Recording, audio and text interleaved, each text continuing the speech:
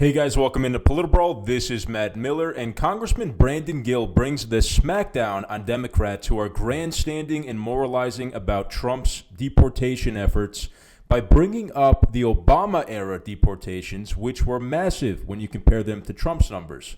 They never called him a fascist, they never called him a racist or a xenophobe, but let's remember Obama was the deporter-in-chief. He used ICE to deport over 3 million people, using detention facilities in much the same way we're seeing Trump use them. Where were the Democrats crying about that? Let's take a look at what happened in the hearing. I'm just disgusted that the majority has looked at this abysmal record and decided that what the administration needs is not less power and more oversight, but actually more power to continue to do this.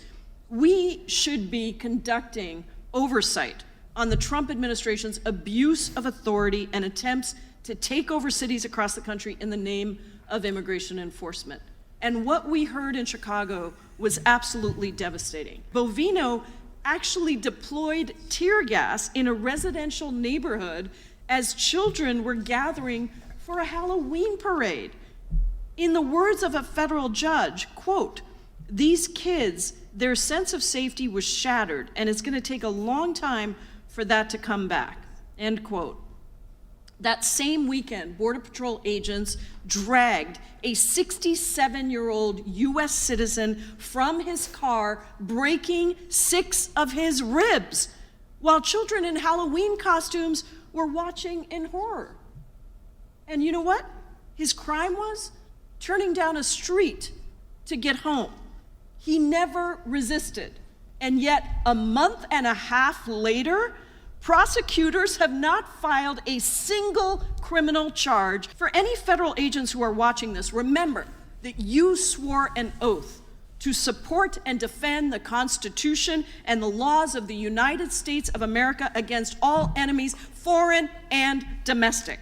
This conduct that we're seeing does not hold up with that oath, and we are going to hold you accountable. Everyone that is involved in this absolute travesty. She's mad that ICE is enforcing immigration law in the United States and trying to correct the mess that the Democrat Party created over the last 4 years. Let's hear Brandon Gill's response. Thank you, Mr. Chairman. I'd like to remind the committee that administrative removal is already on the books right now. All this law does is simply expand the categories under which an illegal alien can be deportable via administrative removal. In fact, administrative removal was used 13,000 times by President Obama, over 12,000 times under President Biden. Were those deportations a violation of due process? Would the gentleman yield? No, I will not. And if we want to talk about due process, as my colleagues would like to, where was the due process for Rachel Morin, who was slaughtered by an illegal alien? Where was the due process for Kayla Hamilton, who was slaughtered by an illegal alien? What about Laken Riley or Jocelyn Nungary? Where was the due process for them? Where was the outrage when the last administration ushered into our communities Tren de Aragua gang members, MS-13 cartel members, and terrorists from around the world? I think that the American people can see that Democrats reserve their tears for illegal aliens who break our laws and victimize our communities. But if we want to talk about due process, let's talk about due process. Federal courts of appeals have routinely upheld this law's administrative removal procedures as they have existed for the last 30 years. In fact, every federal court of appeals to consider the constitutionality of the expedited removal procedures under Section 238 of the Immigration and Nationality Act has held that the statute comports with due process. Nearly 3 decades ago, the U.S. Court of Appeals for the Fifth Circuit held that, quote, "clearly the expedited statutory deportation scheme comports with the minimum requirements of due process pronounced by the Supreme Court." The Fifth Circuit outlined the due process requirements, quote, that an alien be provided notice of the charges against him, a hearing before an executive or administrative tribunal, and a fair opportunity to be heard, end quote, all of which this statute satisfies and did satisfy. As recently as this past July, the Fifth Circuit reiterated that holding as have the U.S. Courts of Appeals for the 4th, 6th, 9th, 10th, and 11th Circuits.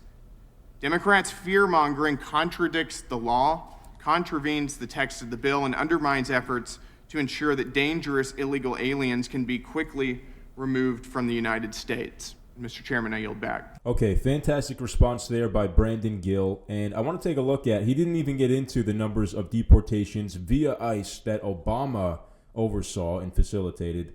But this is very important to remember that the Democrats are trying to turn this into an unprecedented crisis. This is a fascist Gestapo takedown, according to them, that ICE is being used to remove people who broke our laws. But Obama did the same thing to a much higher volume when he was in office for 8 years. Now, let's take a look. This is from CNN. So this is not Fox News. This is not a right-wing source. According to an analysis by the Migration Policy Institute, more than 12 million people were deported, either removed or returned from the U.S. during the Clinton administration. Okay. More than 10 million were removed or returned during the Bush administration. Far fewer, more than 5 million, were removed or returned during the Obama administration. Now, they're claiming that this doesn't provide the full picture, that there's a distinction here. They say those numbers alone don't tell the whole story, though, according to Obama administration officials, a straight numbers-by-numbers comparison doesn't provide an accurate picture of what was going on in the administration. She argues that Obama prioritized deporting people convicted of serious crimes and recent arrivals who had no criminal records. So recent arrivals who had no criminal records. Isn't that exactly who Tom Homan, Kristi Noem, and the Trump administration is targeting? People who came in the last 4 years. We know that some 10 million people or more crossed the border while Biden had it wide open. There's people overstaying asylums. These are a lot of these people are recent arrivals that are being targeted by ICE. And even they admit that. If you're not targeting and focused on people who recently arrived, then the border is effectively open. It's more humane to remove people who have been here 2 weeks than it is to be removing people who have been here for 20 years and have families. Well, I think that the law is the law. I think Lara Trump had a great response to Bill Maher recently, where she said, we either have laws or we don't.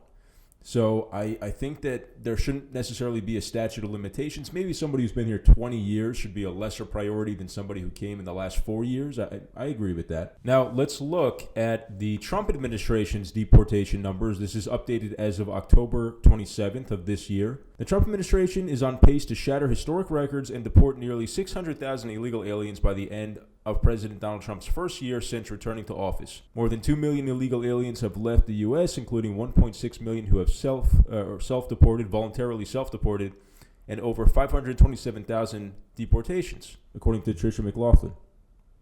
This is just the beginning. Well, they're wrong about one thing, that this is historic or record-shattering, because actually Obama and Bush and Clinton were deporting, and this is maybe over 8 years, but they were deporting people at a much higher volume than the Trump administration. So even at this rate, Trump is on track to actually remove and deport maybe 2 million people if we continue at this rate. Maybe you think that that's not fast enough. Maybe he should up the rate. But at this pace, he's actually not even going to broach what Obama did, 5 million or Clinton or Bush. But look at the success of the 1.6 million who have self-deported. Now, they've created incentive structures like actual payments from the government, compensation to people who are self-deporting, and even offering them the opportunity to come back legally through the correct channels. I think that that is a tremendous success that goes underreported in the mainstream media. And CNN is trying to deflect away from the numbers-to-numbers comparison. I think the numbers speak for themselves. You can see what has Trump done?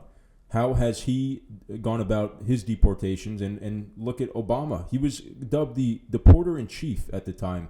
And there were critics of him and his rate of deportation. He was very strong on the border. Again, nobody called him a fascist. Nobody called him a fascist for using ICE to do this, or detention facilities. It's a total hypocrisy. They're using it as a political cudgel, a weapon against Trump, to try to demonize him, to try to use this as a way to say that he is doing something illegal or unprecedented. This is entirely precedented, as you can see from the numbers. Thank you guys so much for watching. If you liked the video, please leave a like and subscribe to the channel. Ring the notification bell so you guys get notified when we post brand new videos here on PolitiBrawl. Thank you for watching again, and I'll see you next time.